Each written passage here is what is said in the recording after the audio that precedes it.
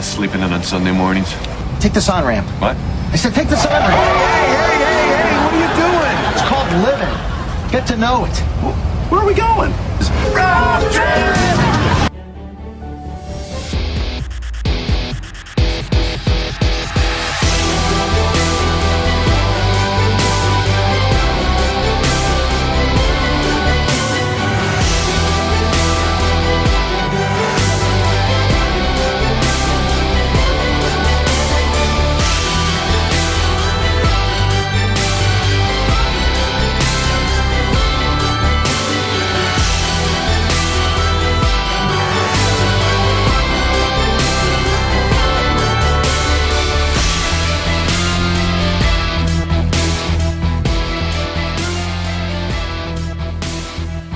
Welcome to the Objective Secure Podcast. My name's Mike. And I'm Emma. And today this is episode 11, Travelling Light.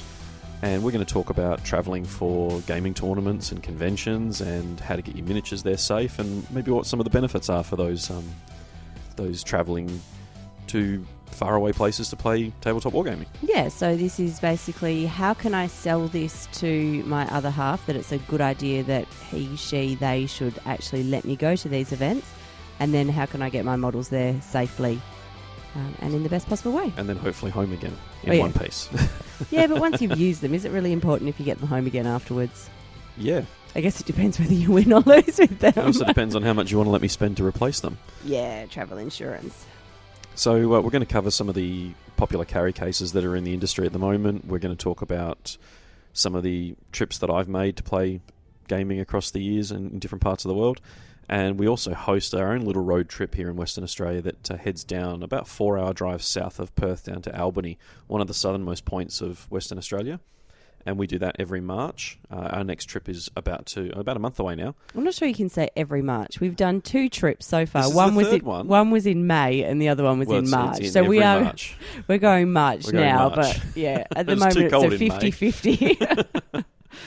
So we're going to cover a few bits and pieces. And look, this is our first episode for 2018. And it's the first episode in this new format, isn't it? Yeah, we've certainly tried to make it more engaging for our audiences. We hope you'll find the twin format of 2 hosts every episode be a bit more engaging and allow you to ask some questions of us as well as we go, and we can answer them in future episodes. Yeah, so there's a couple of ways that you can do that. Obviously, you can get in touch via email, you can message us.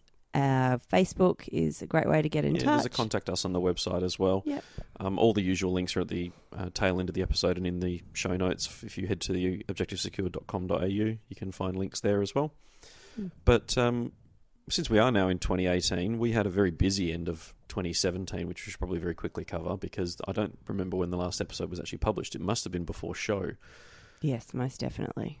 For those who aren't aware, show, the SHO or the Southern Hemisphere Open, was our first attempt at a gaming convention here in Perth, Western Australia. Mm-hmm. There are a couple of other cons that happen in Perth, but they're primarily focused on role-playing and science fiction and a bit more pop culture orientated as well. So our goal was to really replicate some of the larger conventions around the world, focusing on tabletop gaming and board gaming in particular. We did also want to make sure that we had role-playing game and card games represented at that as well, because I think there's a huge section of the gaming community that doesn't necessarily know about other sections of the gaming community. So trying to get everyone all together and share what WA has to offer was really our main goal. Yeah, and we had 3 days of fun. We had a dozen different tabletop tournaments across those days. We had a whole bunch of demo games. We had the local clubs come out. We had Black Library author David Annandale come across for 48 hours from Canada, which was a crazy trip for him. It really was. I think it took him 36 hours to get here. It was 28 and 38. Oh, that's right. 28 hours to get over. here. He was here for just under 48 hours. And then 38 hours back. 38 hours back. Oh, man, what a weekend for him. He was amazing. He was really lovely and very accommodating with us, and we obviously accommodated him to make sure that he got home when he needed to for work. Yeah, of course, we don't know what he's like if he's not completely jet-lagged and running on. So we're going to assume he's a lovely man, jet-lagged or not. Well, he has been while I've been chatting to him after the event, but it was great to have him over here, so we really appreciated him taking the flight over. Yeah, and a lot of the feedback, I was just going through a lot of the testimonials that people gave us for the event, and the number of times that David's name came up. Oh, thank you so much for having David Annandale over. It was awesome to meet him. Such a lovely guy. Yeah, it just blew us out of the water, really. Yeah, so we also had another author, a local celebrity, Paul Kidd, who writes a lot of fantasy novels. He's, in my world at least, best known for writing for TSR and Wizards of the Coast for some of the Dungeons and Dragons books. Yeah. And he was a lovely guy to come along as well. He's a Perth local, it turns out. I didn't even know that. Yeah, fantastic guy. And again, he was just really friendly. He was happy to answer questions that anybody had. Ran an RPG session as well. He ran a couple of RPG sessions, did a couple of panels for us, and really open to talking to people about writing RPGs, different things within the role-playing community and world. So, He's also just published a new game, D20 to Yuma, which he's published through Kitsune Press. Yep. Which I'll find a link and put in the show notes as well. So he's been fantastic to learn from and to be around for show and then post show. So very very much hoping that he'll attend the 2018 as well. We also had Games Workshop come along. We had Advanced Airbrush come along. Games Workshop came along, and we were the first place in the world to have Shadespire. Yeah, we had that nearly a month before the rest of the world, which was really cool, and meant that Perth locals got a chance to try the game out. And I know that the staff were really keen, and they didn't open the box until the day before, which was a very strict rule that they'd been given. So that was really cool to have the Games Workshop guys come along and support the event. I know that the local guys, all the store managers, were really, really pushing for us to get it off the ground, and when Games Workshop Australia signed off to attend, it was amazing. So very, very big thank you to Games Workshop Australia and to the local store managers for helping us out. And the store staff. Absolutely. Male and female, since I forgot the female the first time that I said that. If you ever want to listen to Galen or see her on our show, she's actually the first video battle report for 2018. Which will be going out on Friday the 15th. 16th. Friday the 16th. Today's the 15th. Friday the 16th of February. She says that now. I haven't finished the edit yet. I know, that's why I'm saying it. If I've said it, it has to happen. And if I keep talking, you can't clip it out. We need to do this seamlessly. That's enough of a pause. Moving on. So we also had Advanced Airbrush Studios come along. Wayne was amazing. He came out with a couple of a helper and his partner, and they did some airbrush courses for us. They had a big mural that they designed and did from the 40K and artwork. The mural was amazing. I'm so sorry. I'm really struggling to remember the other guy's name who was doing the airbrushing. Really amazing guy, and I can't remember his name. But he airbrushed on a dead fly. And it was just the detail that he managed to get on this dead fly it just blew me away. So do we have a photo of that? I do have a photo of that. We might put that in the show notes as well then. That means I've got to find the photo of that. But yes, I do have that. Well, if you're going to make me do something, I'm going to make you do something.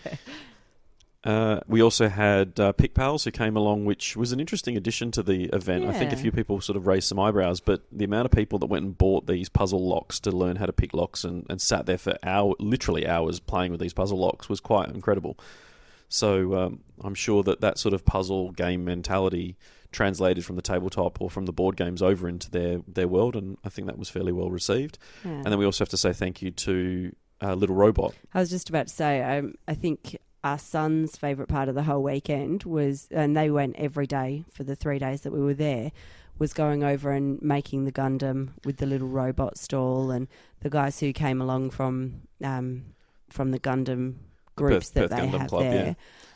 To actually take him through how to make it and showing him all those skills. He had an absolute ball, and he just had the Gundam out yesterday and was, repainting them and changing them up. So yeah, look, and it was great to see that crossover as well. There's always hobbyists who go down that rabbit hole before or after they go to tabletop. It sort of one tends to lead to the other in some cases. And the guys at Little Robot, they're out in Myrie here in Perth, Western Australia. And they do a fantastic job of supporting the community locally with a massive range of all the different Gundams that they stock, not just the current stuff from my childhood.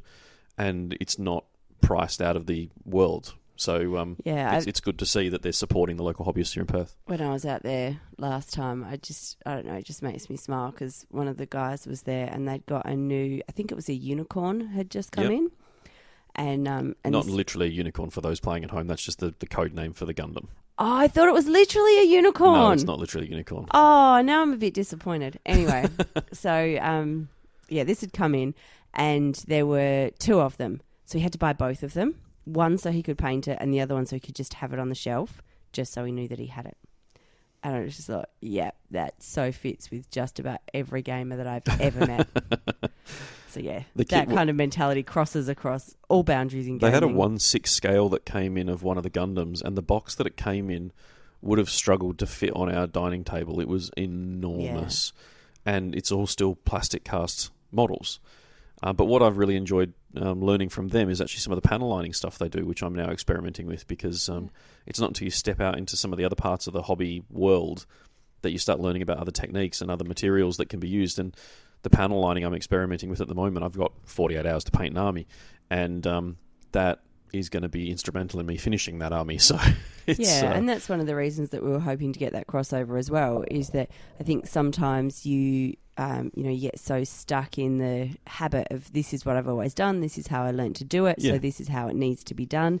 But actually, when you get people together who've not necessarily always done things the same way, there's that opportunity for people to be able to learn from each other and to grow and to add new techniques. We were hoping to see some of that crossover and skill sharing. Talking to the guys from the Gundam Club and obviously from Little Robot, they were really interested in some of the techniques that the tabletop gamers were using for painting and for hobby, because it's stuff that they'd not necessarily ever considered, or there's new products and new paint ranges and new materials that you can use, and there's a lot of that. I mean, we discovered another supporter of the event was Hobby Tech Toys out in Myrie, and we got a bunch of prizes for our painting competition that we ran at show, and I'm now a fairly regular visitor at their store because there's just such a huge variety of tools and products out there in the marketplace that you get used to going to, whether it's Games Workshop or your favourite website or whatever it is, to buy your paints, or for us in Perth, there's a local hobby store, Tactics, in Perth. Yep. And you don't kind of realise what the range and opportunity is outside of what you've always done. So it's been great to head out to Hobby Tech and get their advice. I've been mucking about with different airbrush paints, and like I say, some of the panel lining stuff for the Gundam kits as well. So and that was one of the things with having Wayne come and do the airbrush workshops. He had never used the same kind of hobby paints that all of the guys who are in there have always used, which meant that he was teaching them techniques that you could do with this totally different range of paints, and he's exposed these gamers to paints that they wouldn't necessarily have seen any other way. Yeah.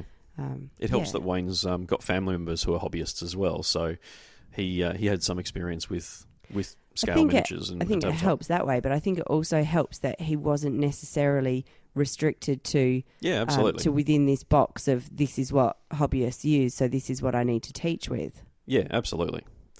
So that was show 2017. 2018 is looking bigger and better and hopefully more awesome than ever. And you'll probably hear more about that as the year goes on. Then we had our end of year 40k event, which was Masters, which was our 2-day, just shy of 60 players turned up for that one. And a bit manic, and 2250 points. Was probably our third or fourth 8th edition event. A few little teething issues here and there, but I think the event ran really well. Lots of happy people winning prizes, and 2 days of gaming. And then we hit 2018, and we moved straight into First Blood. Yep, which we've just had, it feels like what was it, 3 weeks ago now? 4 weeks ago, something like that, yeah. We had 86 signed up for that, and 6 for what we called Young Bloods. Yep, so that was the under-18 players who were also playing 40k. The under-18s event, 750 points on a 4x4 table, whereas the First Blood event was played on a 6x6 table, and 6x4 table, and that was 1,000 points. Yeah, it was. So patrol detachments in both cases, and mono faction as well. There was no soup lists allowed. So it's an intro event for our season. It lets everyone come out and play with new projects that they might have picked up over Christmas or that they wanted to start and work on. Yep. And it also it's a much more hobby orientated event because half your score is out of hobby. Yeah, there's a lot of soft scores in that one as well. But there's wrap-ups for the Youngbloods event, the First Blood event, and Masters that are on the Objective Secured website on the blog there. And there's photo reels as well. There's photo reels for Masters and photo reels for First Blood, but I did combine the Youngblood to have a couple of photos in there one as well. So we had over 90 people in that room, and it was at that moment we realised we've got a little bit more space than we thought. Yeah, we can have 112 in there. 110? 112. We can have 112 players in that room. So that obviously means more terrain and tables, which sucks. No, it doesn't, because we've got more terrain, and we bought extra tables. So yeah, it still sucks. I don't like we that. bought extra boards. We do need to work out about tables. But so, there's a whole other set of logistic issues that we hit now. Yeah. But what's really cool is that... when you've got 90 players in the room, and we had a waiting list of 20-something people as well, when we hit the sellout point because we weren't sure what we could accommodate. Well, one of us was sure what we could accommodate, and one of us was feeling incredibly nervous and didn't think that we could take more than 80, but we won't say which one of us. One of us knew that we didn't have the resources to do more than what we did. And one of us thought that we could get them, but anyway. So the fact we could have easily broken 100 players at that event was a bit mind-blowing considering where we are in the world. Like we were in Perth. Yeah, it was interesting. We went to an event last night and they were saying Perth is the most isolated capital city in the world. In the Western world it is, yeah. Yeah, and, to be getting players of that number in what is supposed to be the most isolated capital of the world is pretty awesome. The pessimistic part of me thinks that we've just got nothing better to do because of where we are. But but what's really cool about it, with First Blood in particular, was the standard of hobby in the room. The fact that we put some fairly strict guidelines in place. If you've seen the Warhammer World community guidelines for when you play events or attend Warhammer World to play games, they've got minimum painting standards. Ours are a little bit lower than that. We're a little bit more lax than Warhammer World, but we still require painted models. You can't come in with unpainted models or undercoated models. They actually have to be painted.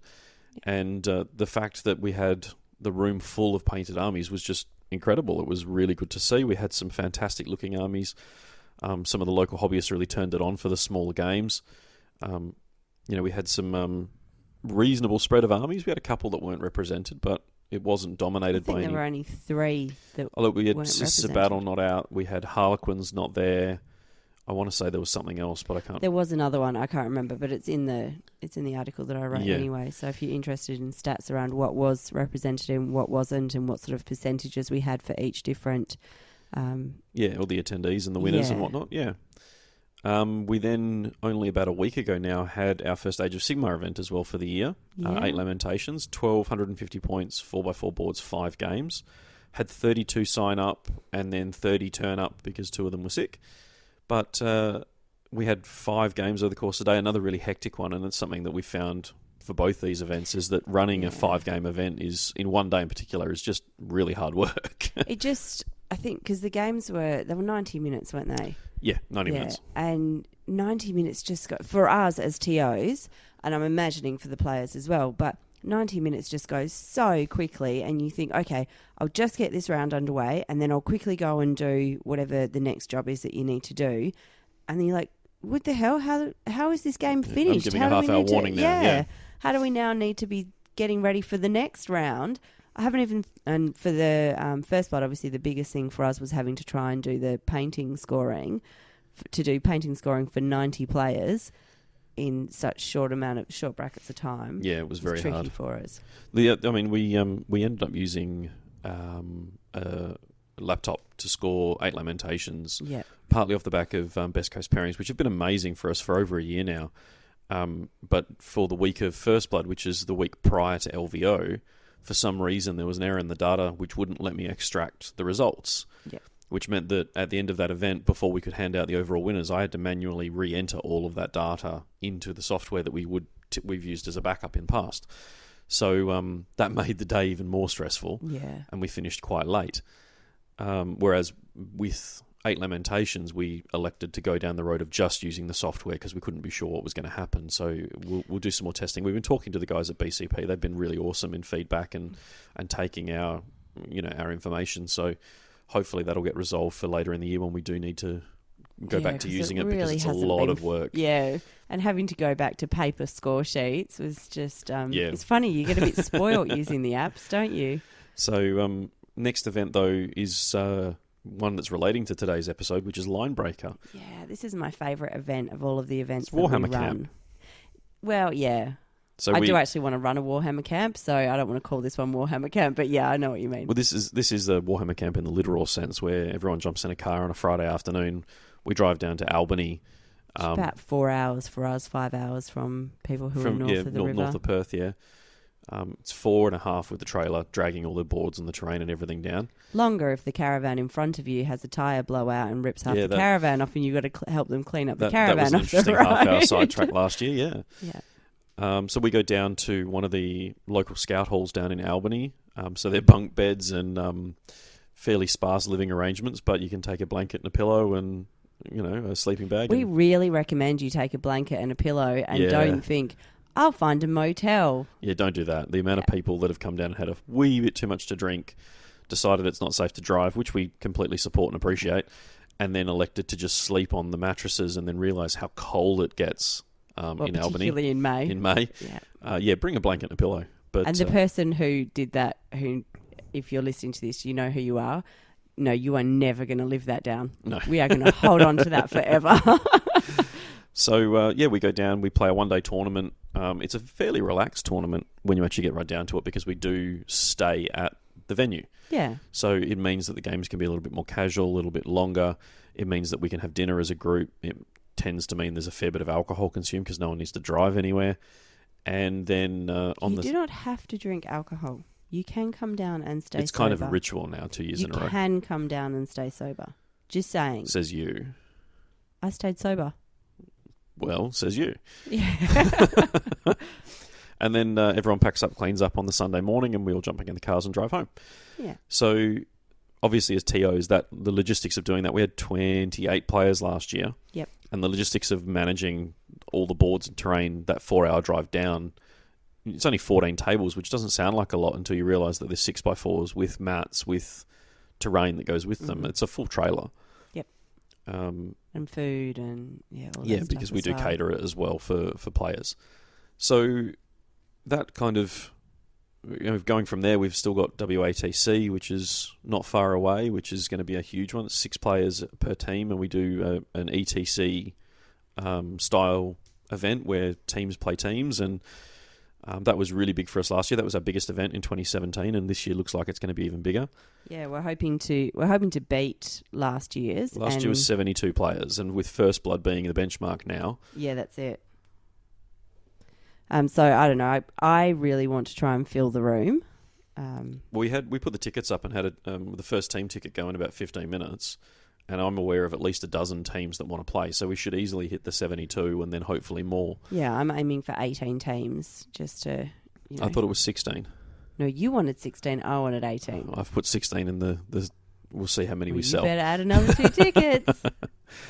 So, as you can see, and then we've still got plenty more events. You can find all of our events on the event calendar, either on our Facebook page or on the website. And we are including all of the local hobby events as well, where we get notified by the clubs or by whoever's running it. We're happy to put any of those events Absolutely. on that calendar. So if you do have an event happening, just let us know. Send us through a quick blurb and a couple of links, and we can whack that on the calendar for you. One thing I do have to do very quickly is I've got 2 very quick shout-outs before we take our first break. Is the first one is to Jake and Matt down in Bunbury, who, under the banner Beyond Games and Hobby, ran their first 40k tournament. They've got an Age of Sigmar one in about a week's time, I believe, as well. But they ran their first 40k event. We took 10 guys down. It's about an hour and a half from our house, probably 2.5 from north of Perth. And we drove down to Bunbury for a day tournament, 4 games, 1 day, 1,500 points. 10 Perth guys rocked up. I think there were 18 locals, which was a great way to start their first event, and 28 players. Yeah. Awesome day, really well organised, and the guys did a fantastic job. So congratulations to Matt and to Jake in particular for putting on such a great day. I'm pleased I went 4 for 4 undefeated. Didn't win the event. Didn't win the event, though. Shout out to Alan, who did, who's also not going to stop milking that for at least a year till that event again. But that's okay, because Alan didn't play me. So, and then I've got an event this weekend, which is being run by Craigs, the Cronulla Rockingham Armchair General Society, KRAGS. And they've run events now for quite a number of years, actually. Gavin and the boys have done an awesome job. They all were at a wedding last weekend, and then they've had a busy February, so this was the only weekend they could do, which is actually slotted in really well into the calendar. So we've had sort of back-to-back tournaments over the last 4 or 5 weeks, which has been really cool. And I'm still hearing that you're not getting any games in and you've barely played 8th edition. I haven't seen you not playing. So I'm going to head down to Craigs this weekend on the Sunday, and 1,500 points one day. I think it's 4 games again, so it's not the hour-and-a-half drive. It's about a 25-minute, 30-minute drive for me from here. So that'll be another really cool day. I know there's a bunch of guys going down for it. We should end up in the high 20s or low 30s again for attendance, which is cool. And then we all take a break. I think the next 40k one doesn't hit until April after that. So, I mean, ignoring Line Breaker, I'm talking for locals here. So, yeah, it's going to be a busy 6 months because, we've just got tournament after tournament, and then all the local clubs are cranking up as well for 2018, and it's going to be an exciting year. Yeah, so obviously as well as the tournaments, we've got the podcast going, we've got the battle reports happening on YouTube, and then we're doing fortnightly Q&A type thing on Facebook as well. So, yeah, we've got lots of things planned for this year, as well as Michael said already, trying to make Southern Hemisphere Open bigger and better than last year. So it's just all go around here. Yeah. So look, we're going to take a quick break, and we'll be back in a second to talk about the road trips for gaming and why you should go on a road trip around the world, or just down to Albany. Up to Albany, depending on where you are. Into Albany. And what the benefits are of doing those sorts of trips for your hobby and for your family.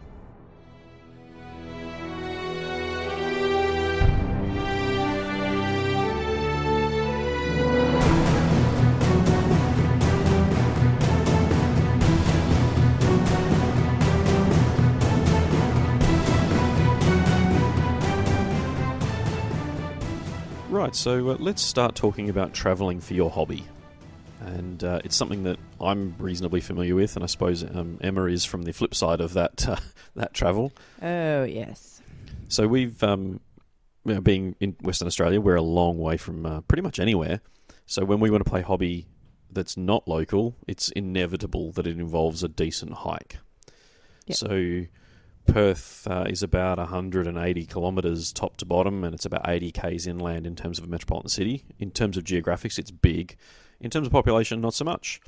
So if you live down in Mandurah at the very bottom end of the metro area and you have to go to a tournament up in Joondalup, you've got a good hour-and-a-half minimum drive. Yeah, 2 hours drive.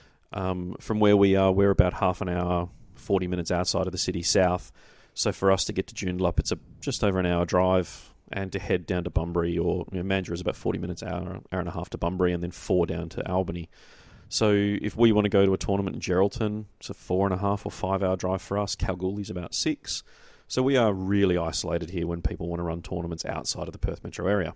Just so you know, that's Michael driving. If I'm driving to Kalgoorlie, it's 8 hours. If I'm driving to Geraldton, you can, so... Guess who you want driving, people? Yeah. So, yeah, it is a long way for us to go to events, and so I guess we're kind of accustomed to having to do those trips. I think we're accustomed to travelling, but some of the other states, they might not necessarily have such a big geographical spread, but like, I've got friends who work in Brisbane, and they might be travelling for 3 hours to work just because they're stuck in traffic. So yeah, I don't know if it, like I said, there's a huge geographical spread. Public transport isn't necessarily as widely used in WA as it is in some of the other states. Partly because of the infrastructure we have to begin with. Yeah, and I think, if you go over to places like Melbourne, everything does seem to be a lot closer together. And, a lot of the friends that we have in Melbourne don't have cars because they just jump on a tram. And whereas here, I just can't imagine getting on a tram from Bunbury to Joondalup. No, definitely not. Yeah. So, on the east coast of Australia, it's fairly common for the guys to travel between the states. I mean, Brisbane to New South Wales is only about, I think it's an hour's flight. I know Melbourne to Sydney is less than an hour's flight, and you can do those flights relatively cheaply. I mean, and you can drive as well. I mean, we've holidayed and we've driven from Melbourne to Adelaide in 4 hours. Whereas if No, it's 8 hours. Okay. I suppose we drove from country Yeah, Victoria we did a to fairly wide Adelaide. detour. Yeah. But yeah, it's drivable distance. Whereas if we drive from here to Victoria or here to Adelaide, we're looking at days. Here to Adelaide is about a 3-day drive. Yeah. So we are a long way from anywhere. And obviously, if you're in Europe, you've got the benefit of being able to literally just hop on a train or a bus or drive yourself the hour or two and you're in another country potentially playing at a tournament. Yeah. And in America, I know that they're geographically quite well spread out, but I know that there's obviously a higher density of players, which means that you get more events happening at local stores. And then obviously you've got a couple of the big ones like Nova and Adepticon and LVO and Bay Area Open and all those ones. So you do have a little bit of sport for choice there. So when we talk about travel for us, if it's not a car ride, it's almost always a plane. Yeah, most definitely. And for me, I've done the trip to the ETC back in 2012 as part of the Australian team to Poland, which was a 20-something hour trip to get to Berlin, then a bus from Berlin into Poland. I've done the trip to LVO in 2017, which was Perth to Sydney with an overnight stop in Sydney and then on to Vegas via Los Angeles. And back again. And then I've done the ATC trip, which is the Australian Team Championships. I've done Hobart, I've done Sydney, and I've done Brisbane as part of that. And then I've also we did a trip to Sydney a few years back for another tournament as part of a family holiday. So I've carted my armies all around the world, literally. I mean, I've had my Dark Eldar flew via Kuala Lumpur, Helsinki, Berlin before we got into Poland, and then back again. Yep. Without Dark Eldar's better travelled than quite a few people that we know. Yeah. I mean, my Dark Eldar army also survived intact without a single breakage, which was really cool. And then I took my Corsair jetbike army to LVO in 2017 and again came back. The only breakage I had was actually on the gaming table. Yeah. So if you pack well and you think about your travel and you plan it all well, there's no reason why you can't go travelling. I know that for us... Apart from, the whole financial outlay that is required to travel around around the world. But that was literally what was going to be my next point, is that often the financial considerations are the biggest deal. And I know that perspective plays a lot of part in that, because for us, we were talking about CanCon, which is one of the big East Coast events that happens on the same weekend as LVO. Yeah. And for me here in Perth, it's actually cheaper for me to go to LVO than it is to go to CanCon. Yep. Which sounds bizarre given I'm flying international, and obviously the timing changes because you have to allow much greater time for the travel. But in terms of cost, LVO was cheaper. And that's quite bizarre for a lot of people to understand, because I'm assuming that the rest of the world says, if I'm flying from Los Angeles to to New York, the cost is going to be cheaper than flying Los Angeles to Perth. Yeah. And that's kind of the equivalent of what we're talking about here. I mean, we did a trip at the end of last year, and we did a few internal flights in America, and they were like $150, $120 for those internal flights, compared to if our flight from here to LA was $1,500. So that was return though, but still. The trip to Sydney, which was the last trip I did for the ATC a couple of years ago, was about $800 return. Yeah. And the trip to LVO the year after was $1,150 return. And even though there's a discrepancy there, it's so much cheaper in Vegas than it was in Sydney to stay and to eat and to live for those days. So it's a really bizarre thing for us in particular here in Western Australia, because we do have this perspective of, we have to travel, so we will. So most people don't arc up too much about it. Look, what are the benefits of going? From a player's point of view, it's awesome to meet new hobbyists and see new armies and play in different environments and be part of those communities is probably my biggest thing. I think from what I've seen with the travel that we do down to Linebreaker down in Albany, which is obviously different to flying to Las Vegas or flying to Poland, but it's just, I think, on a smaller scale. So not only are you meeting different players and expanding your kind of gaming community, but it's just a totally different feel. It's not going to an event, playing an event, going home. It's like basically immersing yourself in that and spending time with the players and going out and eating with them and drinking with them and sharing stories with them and, you know, getting to know the other people who are in the room or the tent or whatever you happen to be playing in.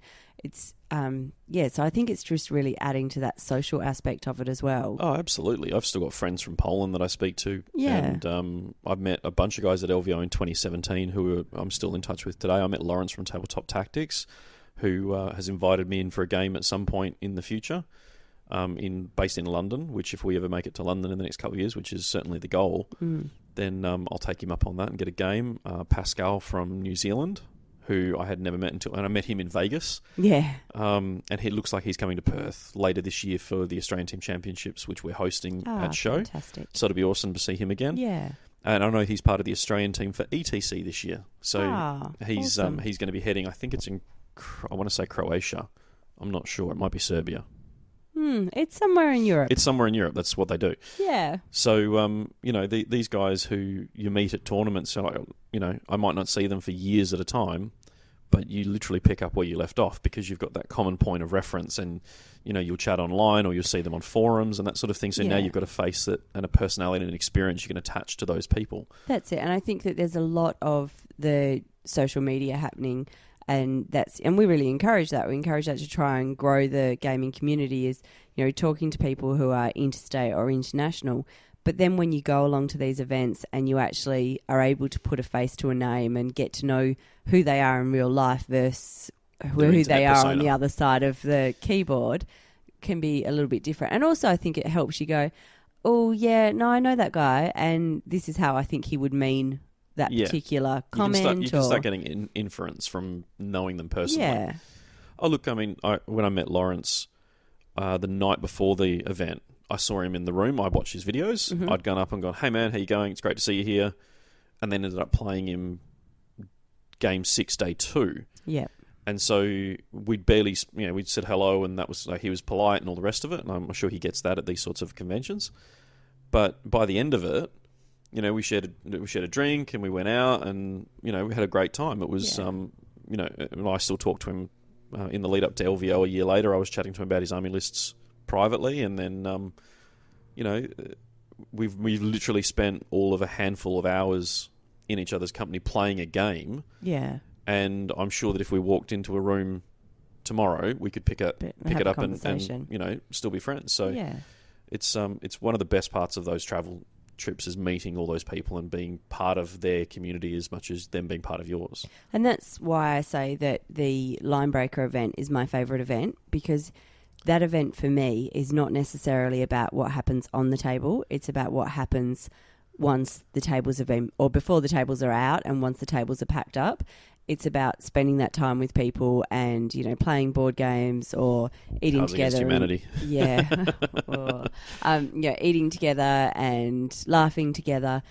And for me, that's what those events are about, and that's why I love them. I know the Albany guys are really keen for us to go down, and we only do it once a year. We can only do it once a year, realistically. And they try and clear their calendars, and they tell their wives or their partners that no, like, I'm busy. Well, we've got one guy down there who's really lovely, Mark, and he brought his brother and his wife to the event last year. And he sent me a message and he's going, because we had to rearrange the date of Linebreaker because there was a double booking for the hall. And he sent me a message, hey, do you know when this is actually likely to be? Only we're just trying to organise, Lynn, his wife's, we're just trying to organise her baby shower. And I don't want to have it on the same day to conflict with Linebreaker when you guys are coming down. So, like Mike was saying, people do really make an effort to try and attend that, because obviously the Perth guys are making a massive effort to get 4 or 5 hours down south in order to be there as well. So and it's not like they can go home at the end of the event. Like the Albany guys, there's a couple of them who don't stay. They head home. They spend time with their families.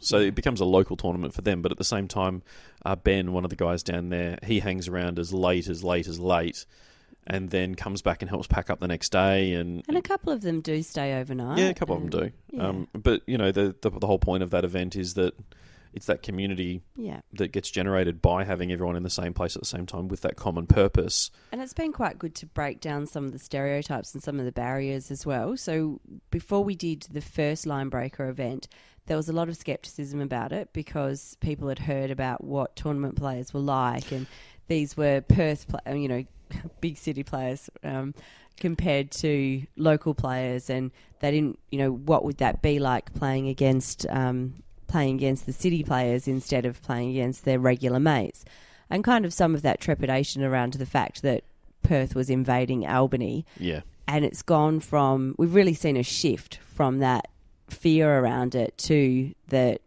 happy anticipation of this event. Yeah, well, this is the first year that we've been in a position to remove some of the restrictions for the armies that people are bringing as well. I know one of the big fears that they had for the first year was Perth players bringing down the sort of the super heavy stuff from 7th edition, or some of the combination armies where you used the detachments and the formations. And this year we've had the guys going, no, can we lift those? Because we want to bring our big toys. So I think a lot of the guys have sort of stepped up and gone, you know what, we know these guys now, we know what we're going to expect, we don't mind. There's that trust, you've built that trust now.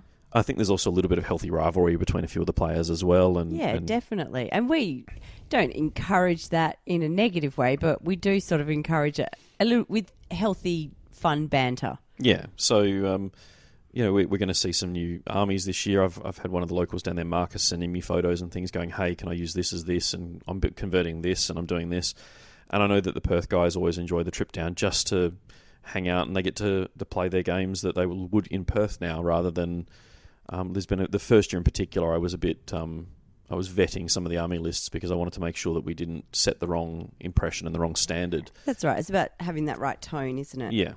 So we're looking now at 2018, 3 years in, going, no, here are the rules, go for it, guys. Yeah. And I think that that'll create a little bit more rivalry, a little bit more competition. But it's also meant that the guys who are down in Albany then feel more comfortable travelling up to Perth to attend some of the events as well. Yeah, because now they're not going to be there going, oh, we've never played against X, Y, or Z. That's right. We know what to expect from the Perth players. And when you're walking into a room where there's 80 or 90 players, if you're the only one who's not part of that regular gaming community, it's really daunting walking into that. So by creating those connections, you're reducing some of those barriers to people actually attending events, and I guess opening up events to a wider range of players. Yeah, look, and I think that touches on my next point, which was travelling with friends.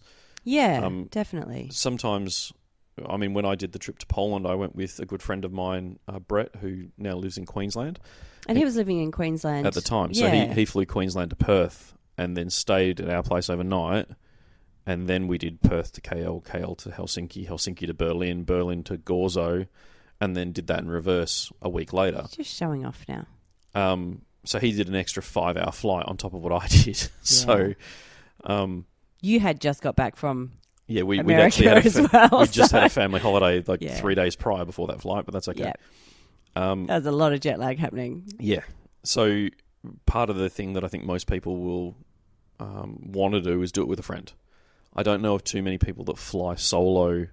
Pascal, I believe. I could be wrong. But I wonder, did he fly solo the first time? You know, like once you've done that with friends and you've made those connections in person, it's then much easier for you to go and be able to do that by yourself because you feel like you fit. You know the people who are there. You know who you can go and chat to then be able to make more connections. Well, I had we had Brad, one of the locals here in Perth, go to LVO. I had Sam from Albany come up, and then he flew with me.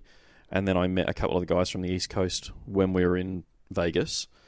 And I think that had I had to go alone, I would have gone, but it becomes a bit more awkward because, and even in my case, I still knew a handful of people who were going to be there that I'd organised to meet up with. Yeah. Through various internet channels or and sometimes past events. Through the fact that through ETC from 2012, So even me going over there, if I'd gone by myself, I still would have had people that I could have then sent messages to and go, hey man, where are you?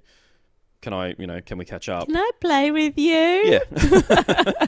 But part of that, that for me, that's what those trips are about, is about going with your mates. And it essentially becomes a boys' weekend. Yeah. And that's what the Albany trip is as well, apart from the fact that there's a girl there. yeah, but like last year, the boys dragged me into a drinking competition, and you just stood there I know. bewildered. Oh my God, you are a grown-ass man. Getting into a drinking competition. And I still won. I don't know if you should be proud or ashamed of that, to be honest. I think everyone will agree that it's a proud moment to beat the guys that are half your age, who are the ones egging you on. I was going to say they're not quite half your age, It's pretty but close. sadly they are. Pretty close. Yeah. So When did we get old? I don't know. So no, the trips, if you're going by yourself and you do have, friends online who are going to the same event, you'd probably be okay going by yourself. But for me personally, part of the reason I wanted to go was to go to hang out with people I know and get to share that experience with guys that, you can start building that common bond of what you saw and what, then you go out at night and you have dinner and you you mean that common bond and shared love of little plastic toy soldiers? Yeah. Yeah. I mean, hell, the night when we went to Vegas, the night before the event, we went and did adventure combat ops with airsoft rifles shooting at people dressed as zombies. And that was amazing fun. That was awesome. And if I'd had more time there, I know there were a couple of guys going, let's go do the car racing, let's go and do this, let's go and do that. So it becomes... I like that you didn't finish off what this and that actually were while you were in Vegas, but we'll leave that to the imagination.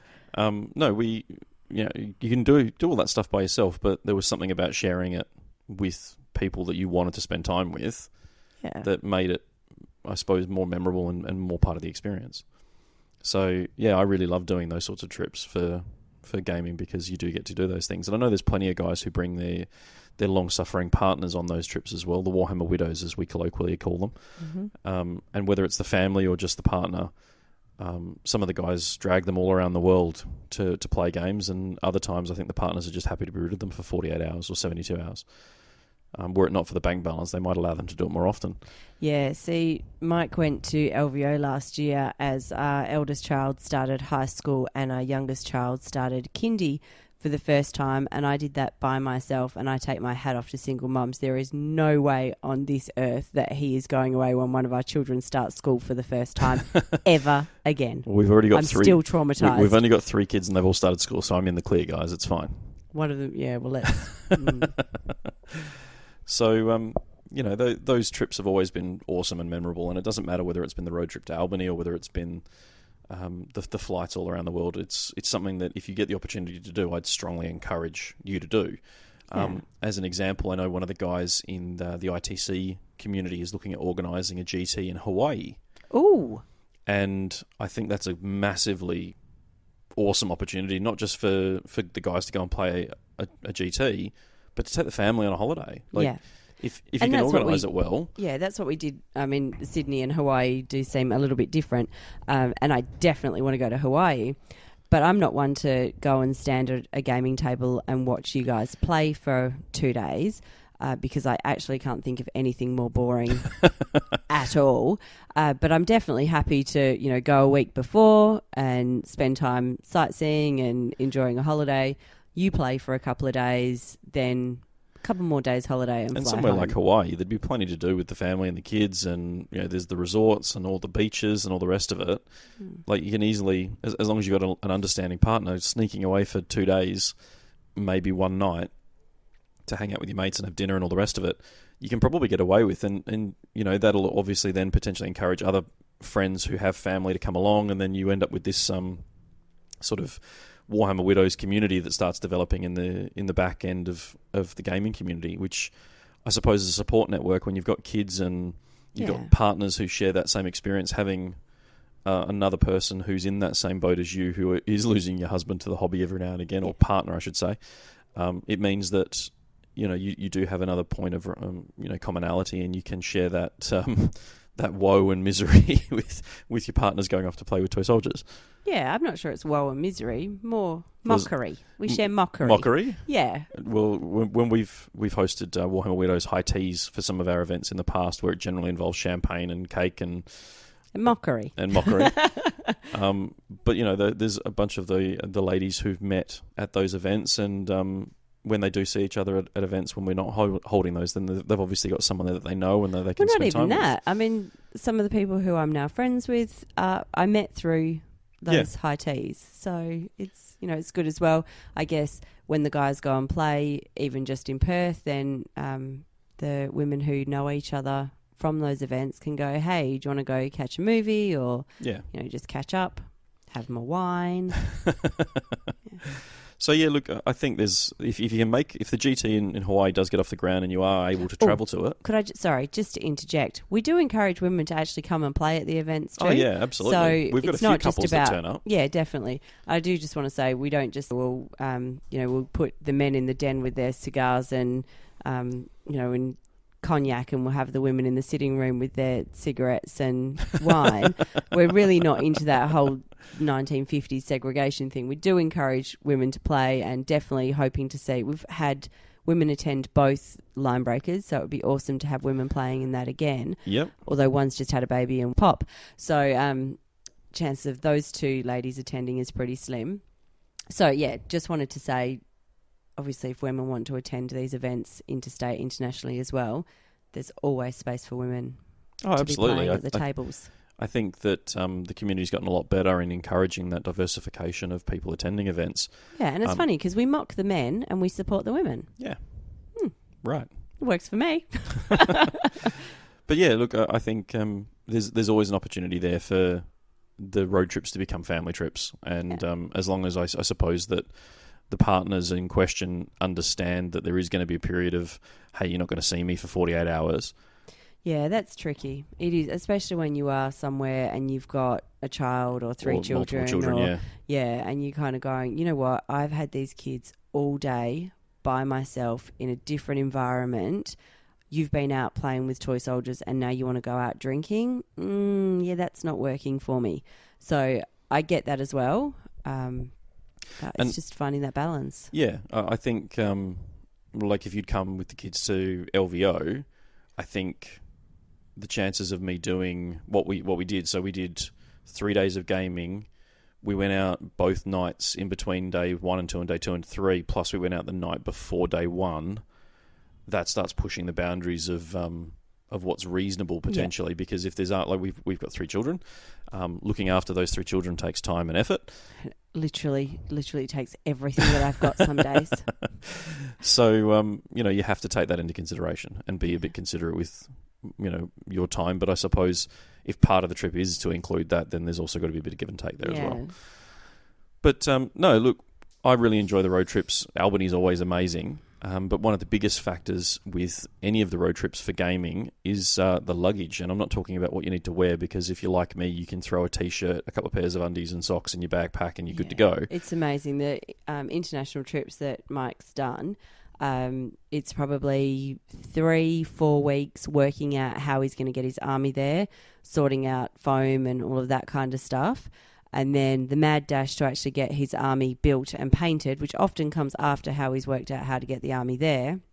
And then... It didn't for LVO. About 30 minutes before the taxi's due to arrive, have you seen this shirt? I was going to take those pants.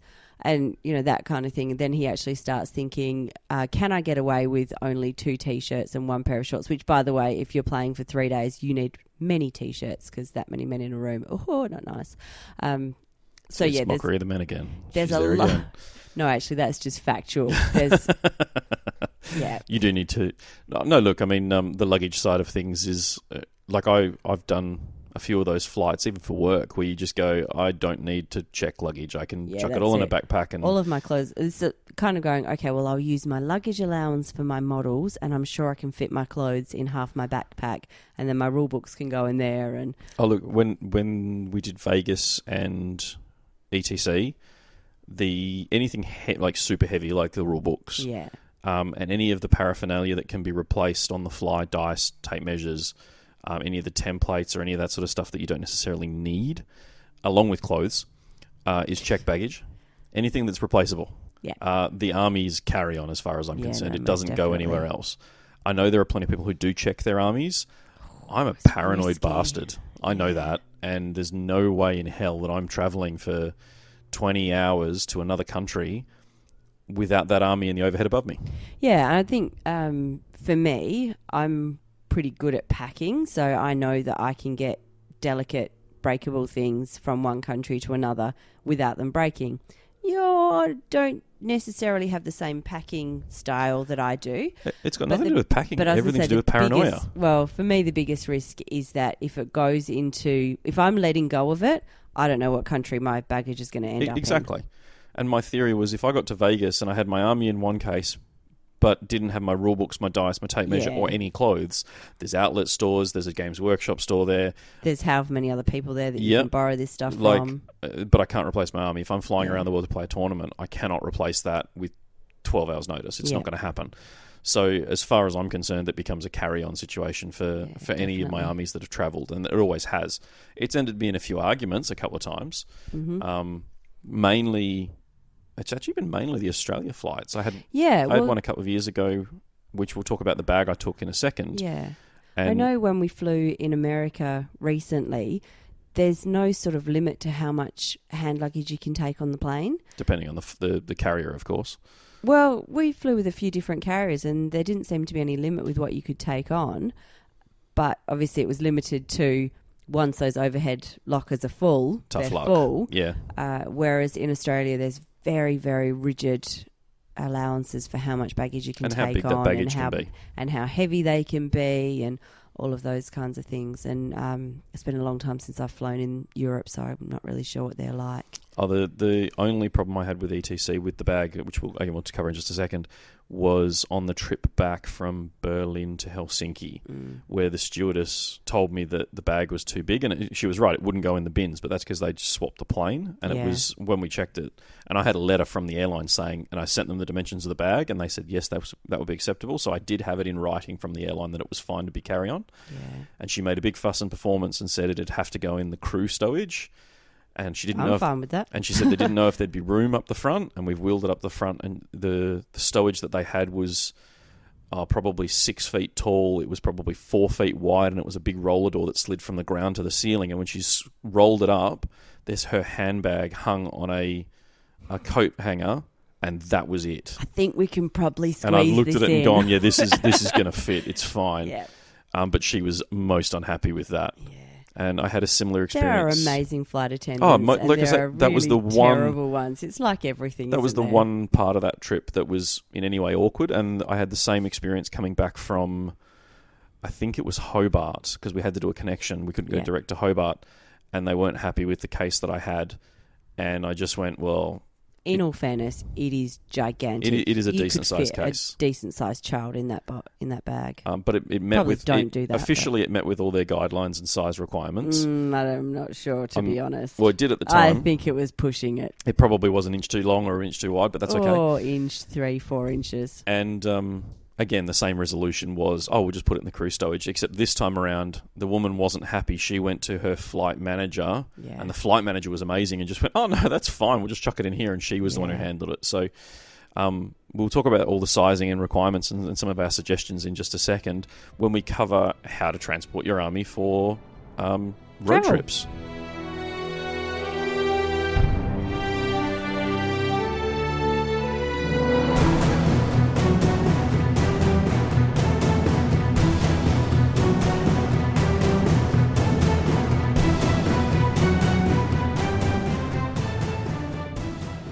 Hi guys, so I know we just before the break said that we'd be back to talk about cases and all things hobby related in travelling with your armies, but as it turns out this episode is very, very, very long, so we're going to break it into two parts. So you can go and check out the second part straight away though, because we're going to upload them back to back.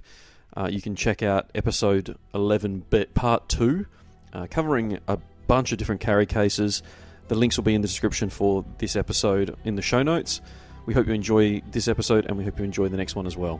Cheers.